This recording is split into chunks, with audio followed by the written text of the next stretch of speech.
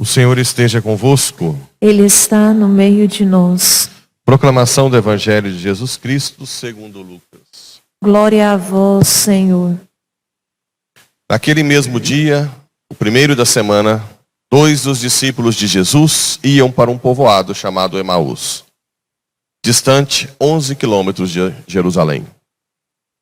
Conversavam sobre todas as coisas que tinham acontecido.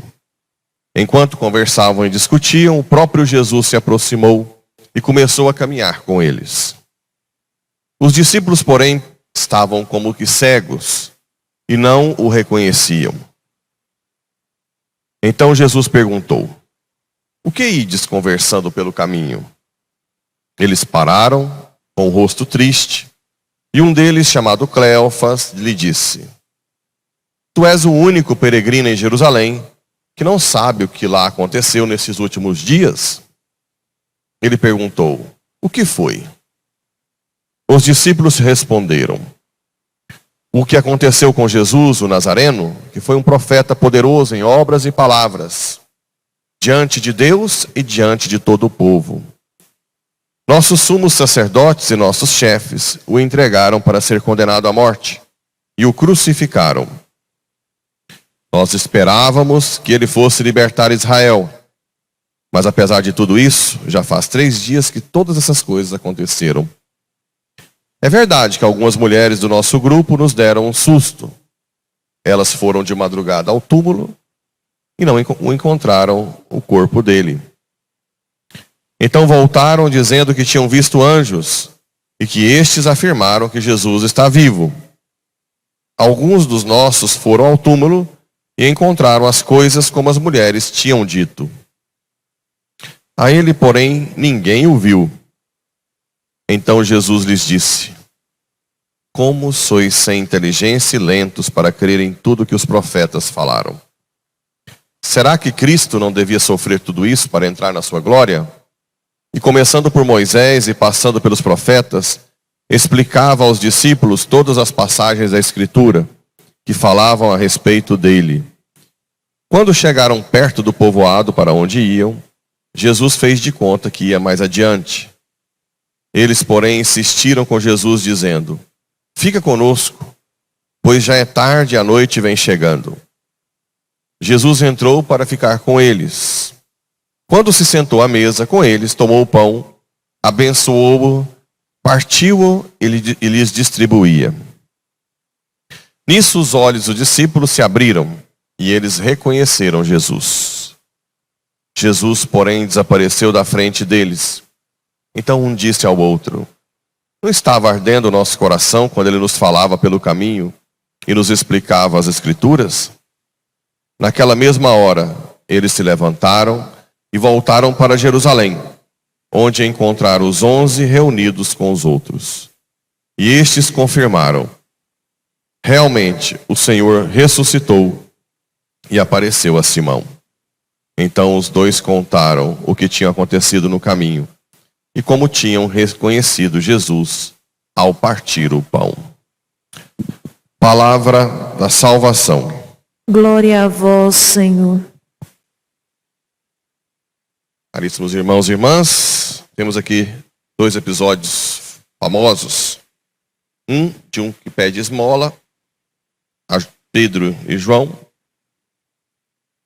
Pedro, de uma forma muito natural, diz que esmola não tem, mas o que eu tenho eu te dou. Vá, levanta-te. Era coxo, né? Não tenho ouro nem prata, mas o que tenho eu te dou. Levanta-te e anda. Pegando-lhe na mão pela mão direita, levantou. Na mesma hora, aquele que não andava ficou firme e começou a andar. Bem, aqui algumas reflexões. A primeira é que os bens celestiais não fazem parte tanto desse mundo. Ouro e prata, desculpa, não fazem são alheios a esse mundo, né? Pedro e João, cheios do Espírito Santo, têm em si os bens do alto.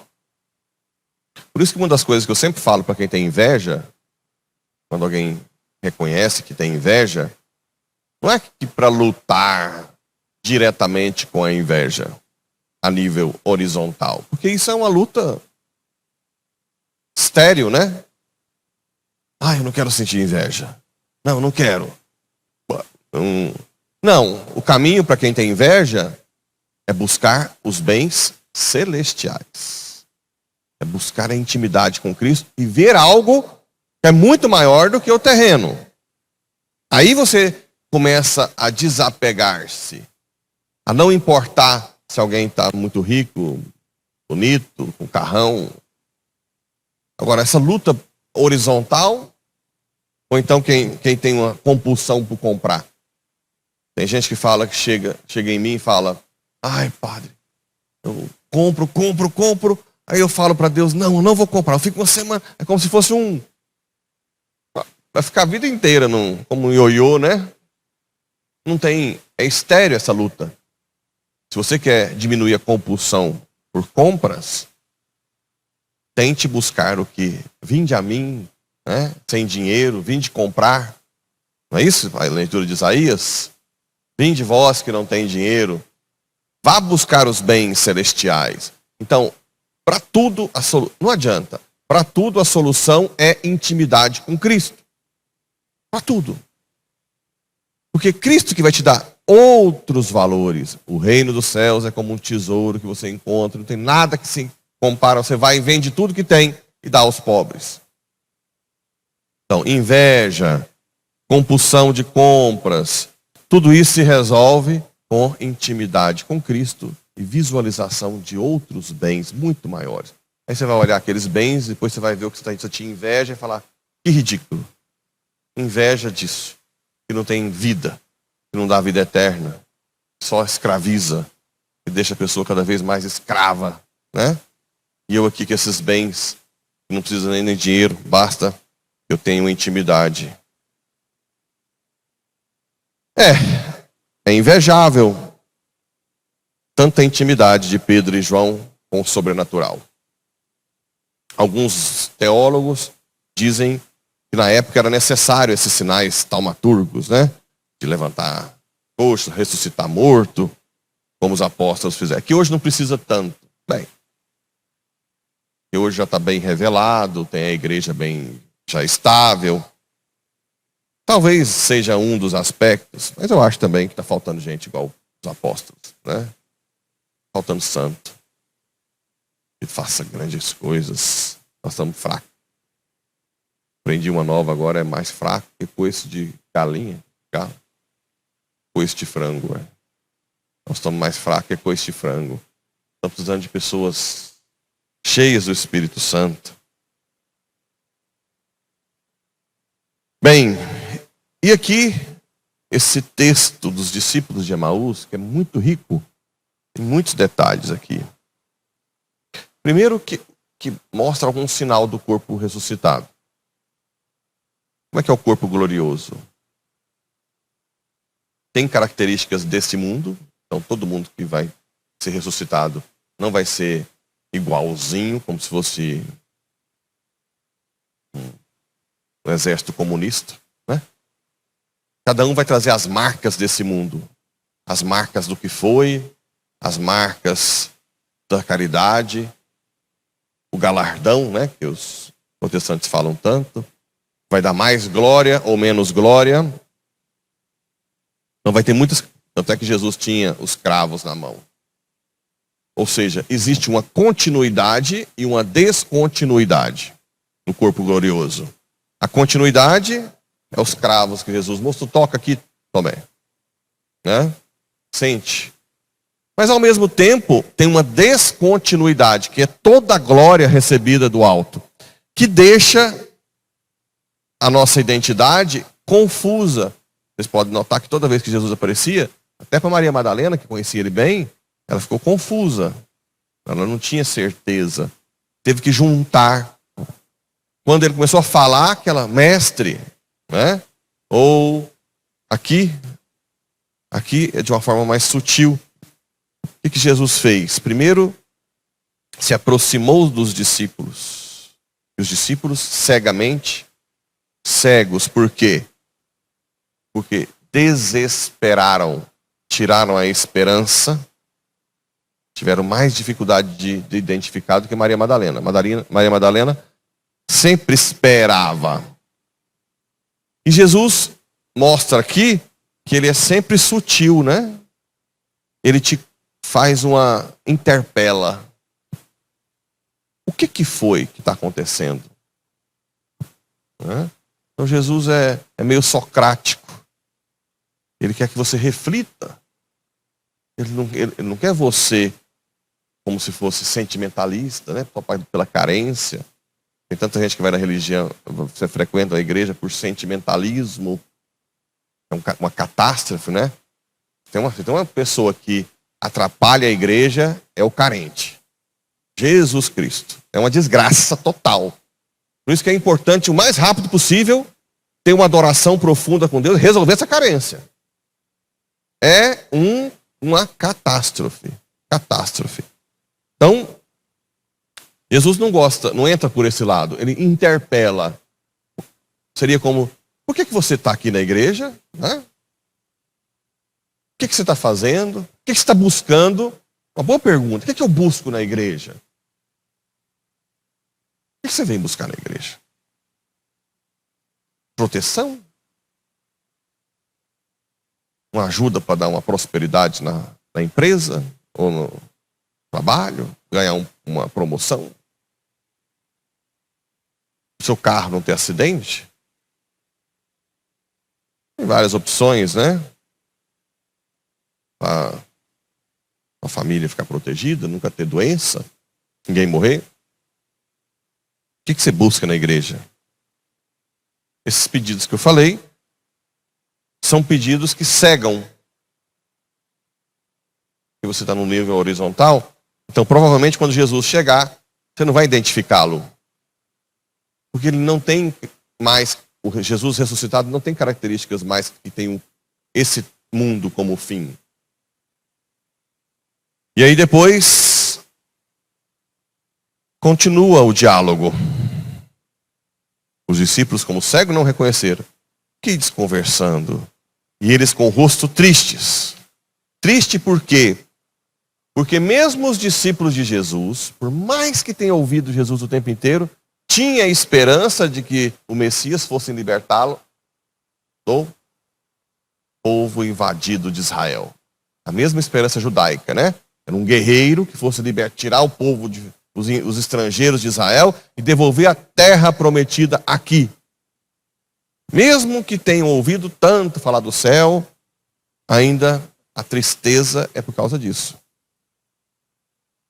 E os discípulos responderam, falou que Jesus, o homem de obras, foi morto, entregaram nosso sumo sacerdote, o entregaram à morte. Esperávamos que ele fosse libertar Israel. Olha só. Mas apesar de tudo isso, já faz 3 dias que isso aconteceu. Então, mesmo os discípulos tiveram dificuldade de que o papel de Jesus é libertar do pecado para uma vida eterna. É verdade que alguém viu lá que não tinha mais ninguém no túmulo. As mulheres, ninguém os viu. Alguns dos nossos não encontrou o corpo dele. E Jesus começa já a dar uma cutucão. Como sois sem inteligência? Não falou sem sentimento, como hoje a sociedade é sentimentalista. Como sois sem inteligência e lentos para crer? Lentos para crer, falta de fé. Fé que não é nossa. Ninguém tem fé por si mesmo. Fé deve ser buscada em Deus. Essa história também, ai padre, eu não tenho fé. Perda de tempo. Pede fé, ué. Fé vem de Deus. Fé humana é uma coisa, porque eu uso os sentidos, né? Tenho fé em fulano de tal, porque é uma pessoa que é credível. Fé divina, eu preciso que ele se revele a mim. Eu não tenho acesso a Deus pelos sentidos. Então é Deus que rebaixa e me eleva para ser capaz de crer nele. Porque não passa pelos sentidos, vem direto pela inteligência e vontade. Será que Cristo não devia sofrer tudo isso para entrar na glória? Aí Jesus faz uma coisa espetacular. Conta toda a história da salvação. Você está vendo? Por que eu gosto de toda homilia que fala de Antigo Testamento? Eu ficar ligando toda a história de salvação, né? No dia da Páscoa, falava, não, escolhe um tema para fazer uma homilia mais. Não, porque vocês têm que ter esse projeto divino. Como é que Deus pensou escolher um povo? Esse povo não tinha moral formada, foi formando a moral, né? Esse povo era rebelde, foi ensinando aos poucos, veio os profetas, chegou em Cristo, tudo prefigura o novo, o mar vermelho. Isso tem que ter na cabeça. Porque foi o que Jesus fez com os discípulos. Explicava todas as passagens da Escritura que falavam dele. Quando chegaram perto do povoado, onde Jesus fez de conta que ia adiante. Olha só, Jesus que faz de conta que vai adiante. E disseram, não, fica conosco. Aqui está uma outra mensagem. Todos nós, mesmo que inconscientemente, temos o desejo de estar com Cristo. Porque nós fomos criados para Ele. Não existe vida. Essa história é ridícula. Eu luto pela vida, por isso eu quero a igreja fechada. Que vida é essa? Nós somos podres, vós estáis mortos, morrestes. Vossa vida está escondida com Cristo. Não existe vida sem Cristo. Não existe vida sem a Eucaristia. Depois ele sentou à mesa, abençoou o pão. Nisso os discípulos abriram os olhos, né? Primeiro Jesus explicou as Escrituras, abriu os olhos e reconheceram. Aí Jesus desapareceu. Bastava que tivesse esse encontro pessoal que Jesus queria, né? Depois disseram uma coisa interessante aqui. Não estava ardendo o nosso coração quando ele nos falava pelo caminho? Olha só, como a nossa alma foi feita para encaixar em Deus. Por quê? Porque o céu, não se esqueça que o céu é uma relação. Lembra que eu falei? O que tem de diferente no céu entre a Trindade? Entre as três pessoas? Porque tudo é Deus. Não é a relação entre eles? Então o céu nada mais é do que uma relação com a Trindade. Ou seja, o céu pode ser antecipado, tanto na oração profunda de quem é humilde, quanto na Eucaristia, na comunhão, que já é o pão do céu, né? Então, seria a oração, é Deus que antecipa a relação dele conosco, que vai ser muito mais forte. Por que a gente não vive a plenitude do céu aqui? Porque nós estamos sempre olhando para baixo, querendo os bens terrenos. Então isso atrapalha. Lá no céu você vai deixar que essa relação seja perfeita. Aqui a gente fica querendo que seja meio lá, meio cá. Por isso que a gente não tem a plenitude do céu. Não estava ardendo o nosso coração? Ou seja, nós todos temos sede de Deus. Não tem ninguém que consegue ser feliz sem Deus. Então é uma das passagens que tem vários pontos para ser analisado. Depois eles foram contar tudo o que tinha acontecido. É outra coisa importante. A pessoa que converte, ela quer contar para os outros, ela não dá conta. É tanta alegria que transborda. Por isso começam os conflitos familiares, né? Você vai falar para a família não quer saber, fala que você tá meio bitolado. Mas quem encontra com Cristo quer partilhar o que está vivendo. E nós temos um outro problema nessa partilha. A linguagem. O que é a palavra? A palavra é um conceito que nasce dos sentidos. Da visão, do tato. Aí nasce, né? Duro, cor. O que a gente recebe de Deus não passa pelos sentidos. Então nós temos dificuldade de expressar, né? Por mais que alguém ache que da minha vida antes para agora é uma loucura, por mais que eu tente explicar, todo mundo vai ficar assim. é louco mesmo, não tem jeito. Você não dá conta de falar. É como se você quer falar, não, mas tem um negócio aqui dentro que Deus me dá, uma força, uma coisa. A gente fala força, uma sensação, mas você não dá conta de usar palavras. Tanto que Deus é terrível. Você não dá conta de passar.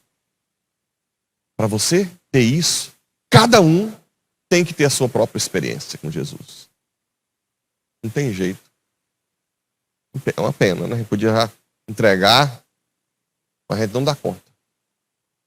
E todo mundo que tiver a sua experiência com Jesus vai ter dificuldade de explicar o que é isso. Porque é algo que ultrapassa e muito a nossa condição humana.